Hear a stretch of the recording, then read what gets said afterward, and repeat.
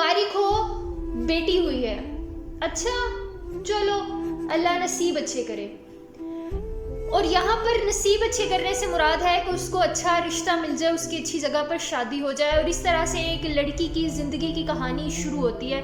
जब उसके पैदा होते ही उसको ये बात कह दी जाती है कि तुम्हारा नसीब अच्छा हो, तुम्हें एक अच्छा रिश्ता मिले। और फिर उसकी पूरी ज़िंदगी, उसके 25-30 साल इसी अच्छे रिश्ते के काबिल होने में गुजर जाते हैं।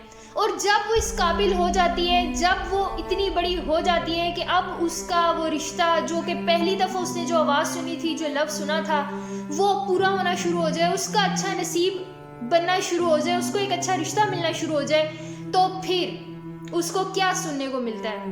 बेटा मुँह ज़रा नीचे करें, मुँह ज़रा ऊपर करें, चल के दिखाएं, आपकी हाइट कितनी है ये अपनी होने वाली नंद के साथ ज़रा खड़ी होकर दिखाएं।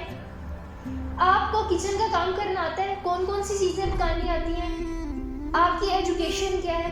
आप कितना कमा लेती हैं? ये रंग आपका कुदरती तौर पर गोरा है या कोई क्रीम लगा के आपने गोरा किया है? शादी के बाद के आपके क्या प्लान्स हैं? कितने बच्चे आपको चाहिए? चाय ज़्यादा पीती हैं या कम पीती हैं? ज़्यादा पत्ती वाली पीती हैं, कम पत्ती वाली पीती हैं? खाना कितना खाती हैं? और फिर कोई भी रैंडम शख्स आता है और आकर इस बात पर रिजेक्ट कर देता है एंड पर कि इसकी हाइट उनके बेटे से ज़्यादा, ये उनके बेटे से ज़्यादा कमाती है, इसकी एजुकेशन उतनी नहीं है, ये एक डॉक्टर बहू नहीं है, ये एक इंजीनियर बहू नहीं है, ये ऐसी बहू नहीं है जिसको ये घर में शोपीस की तरह इस्तेमाल कर सकें, अपने दोस्तों के सामने, अपने रिश्तेदारों के सामने फ्लॉन्ट कर सकें कि हम एक पढ़ी लिखी एक बड़े घर की लड़की को लेकर आए हैं। या फिर एंड पर यह कहकर रिजेक्ट कर दिया जाता है कि इसकी कम्प्लेक्शन ज़्यादा फेयर है, इसकी कम्प्लेक्शन कम फेयर है, ये काले रंग की है, गंदमी रंग की है, हमारे बेटे के साथ इसकी जोड़ी अच्छी नहीं लगेगी। या फिर कुछ भी नहीं कहा जाता और घर वालों को कोई जवाब नहीं दिया जाता। 2 हफ्ते गुजरते हैं, 3 हफ्ते गुजरते हैं, लड़की और उसके घर वाले इंतज़ार करते रहते हैं और उनकी तरफ से कोई जवाब नहीं आता, कोई उनकी तरफ से रिस्पॉन्स नहीं आता। और इसका मतलब सीधा सीधा होता है ना।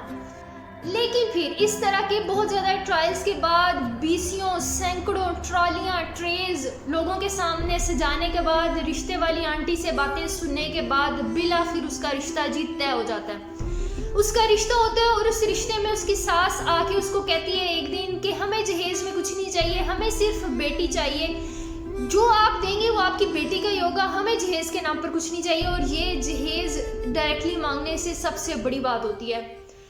शादी तय हो जाती है, शादी का दिन आता है, जहेज दे दिया जाता है और उसमें से जो लड़की जहेज नहीं लेके जाती उसको कहा जाता है 2 दिन के बाद कि जो माँ बाप की तरफ से गिलास लेके आई हो ना शीशे का, उसी गिलास में पानी पियो। जो माँ बाप की तरफ से बिस्तर लेकर आई हो ना, वही बिस्तर बिछाकर सो जाओ। और फिर ये सारी बातें सुनने के बाद, सहने के बाद 1 साल गुजर गया, तुम्हारे यहाँ औलाद नहीं हो रही, 2 साल गुजर गए, तुम्हारे यहाँ औलाद नहीं हो रही, ये औरत तो है ही किसी ना काम की। फिर बिराखिर 3 साल के बाद उस औरत के यहाँ औलाद की पैदाइश होती है।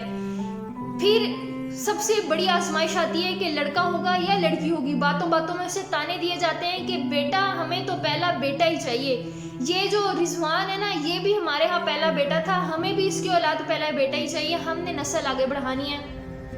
पैदाइश का दिन आता है और उसके यहाँ बेटी की पैदाइश होती है और उस बेटी की पैदाइश पर फिर से वावेला शुरू हो जाता है। फिर से उसे एक अलग मुहिम का सामना करना पड़ता है कि ये तो बेटियों पे बेटियां दिए जा रही है, इससे हमें किसी किस्म की उम्मीद नहीं है, हम तो ये अपनी नस्ल आगे बढ़े बगैर, अपने बेटे की औलाद देखे बगैर इस दुनिया से चले जाएंगे, हमें लगता है हमारे नसीब में कोई खुशियाँ नहीं है।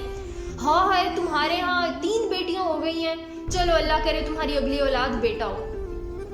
और फिर उस औरत की अगली औलाद बेटा होता है, उसके लिए उसी तरह से एक लड़की ढूंढी जाती है जो उसकी माँ के लिए ढूंढी गई थी। और उसकी जो बेटियां होती हैं उनकी परवरिश वैसे ही होती है जैसे उसकी परवरिश होती है, और उनके लिए रिश्ता देखने वाले वैसे ही आते हैं जैसे उनकी माँ के लिए रिश्ता देखने वाले आए थे। रिजवान के माँ बाप आए थे और उन्होंने उसको पसंद किया था सैकड़ों रिश्ते रिजेक्ट करने के बाद। ये है एक लड़की की ज़िंदगी जो कि एशियन कल्चर के अंदर सरवाइव करती है और ये साइकिल फिर कंटिन्यू रहता है। मिसेस खान बनती रहती हैं, लड़कियां आती रहती हैं, लड़कों के रिश्ते ढूंढे जाते हैं और इसी तरह से एक कारवां जो है जी जारी। लेकिन यहाँ पे ये सब सब चीज़ें भुला दी जाती हैं कि जब एक शादी ही टॉक्सिक तरीके से शुरू होगी, एक बुरे तरीके से शुरू होगी, एक बुरे पॉइंट पे शुरू होगी, तो उसका अंजाम क्या होगा। फिर वो एक दूसरे के साथ क्या,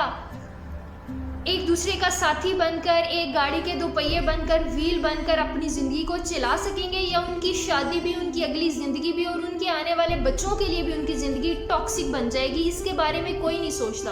आप फेयर कंप्लेक्शन तो देख लेते हैं, लेकिन उसके पीछे छुपी डार्क पर्सनैलिटीज़ को नज़रअंदाज कर दिया जाता है। लंबी हाइट ढूंढ ली जाती है, लेकिन लो मॉरल वैल्यूज़ के ऊपर कंप्रोमाइज़ कर लिया जाता है। रिच बैकग्राउंड देख लिया जाता है। फीलिंग्स बेशक उस शख्स में, उस औरत में, उस लड़के में एम्प्टी हो गई हूँ।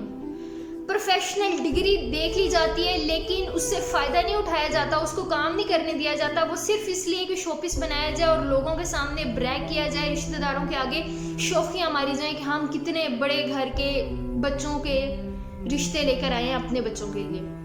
और इस सब में आप कंप्रोमाइज़ करते हैं अपनी उस नस्ल की तरबियत को। आप जिस नस्ल के लिए सारी तगदो कर रहे हैं कि हमारी नस्ल आगे बढ़ेगी, हमारा नाम आगे बढ़ेगा, लेकिन उनकी तरबियत किसने करनी है? उसी औरत ने करनी है जिसके साथ आपने कंप्रोमाइज़ किया, जिसकी आपने मेंटल हेल्थ को इफ़ेक्ट किया है। इतने ज़्यादा रिश्ते रिजेक्ट होने की वजह से, और फिर जब आपको किसी घर में एक्सेप्ट किया जाता है, आपका रिश्ता बन जाता है, तो वहाँ पे जहेज़ का कल्चर और औलाद का सारा कल्चर, इस वजह से औरत की जो मेंटल हेल्थ है वो इफ़ेक्ट होती है।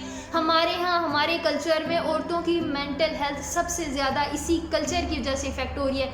उनमें आते हैं इश्यूज़ डिप्रेशन के, उनमें आते हैं इश्यूज़ एंग्जाइटी के, उनमें जेलसी स्टार्ट हो जाती है दूसरी औरतों से, दूसरी लड़कियों से, जिनकी शादियाँ हो गई होती हैं, अच्छी जगह पर हो गई होती हैं, जो खुश ज़िंदगी गुजारी होती हैं।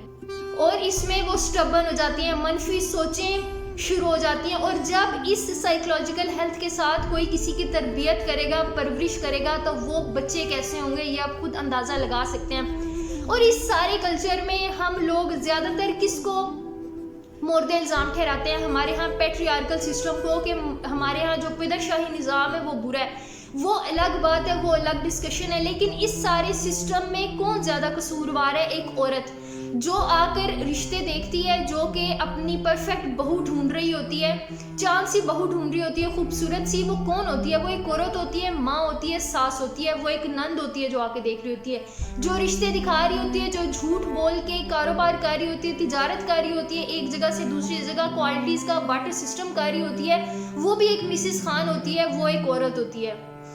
शादी के बाद जहेज की आकर बातें करती है, वो एक औरत होती है। जो बच्चे पैदा ना होने पर ताने देती है, वो एक औरत होती है। बेटी पैदा होने पर जो ताने देती है, कहती है कि अच्छा चलो अल्लाह इसका नसीब अच्छा करे, अगली औलाद हमें बेटा चाहिए, वो कौन होती है?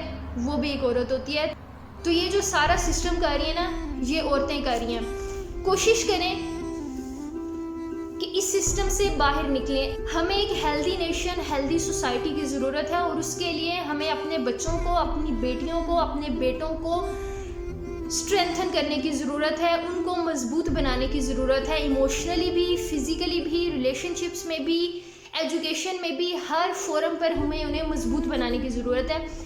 ये आज की वीडियो में सिर्फ मैंने औरत की, एक लड़की की बात की है कि उसकी ज़िंदगी हमारे कल्चर में किस तरह से आजकल चल रही है। इसका ये बिल्कुल मतलब नहीं है कि लड़कों की ज़िंदगी बहुत आसान होती है, वो भी इन्हीं तरह की सारी सिचुएशन से, इसी तरह फ़िल्टर से गुजरते हुए अपनी ज़िंदगी गुजारते हैं। उनके भी इमोशनल मसले होते हैं, लेकिन उनकी रीज़न्स शायद पीछे से कुछ और हो जाती हैं। उन्हें हम किसी नेक्स्ट वीडियो के अंदर उनके ऊपर भी बात करेंगे कि उनको किस तरह से यूज़ किया जाता है, उनको किस तरह से यूटिलाइज़ किया जाता है रिलेशनशिप्स में, फैमिली सिस्टम्स में, कैसे उनकी ज़िंदगी जो है वो उन्हें सेक्रीफाइस करनी पड़ती है।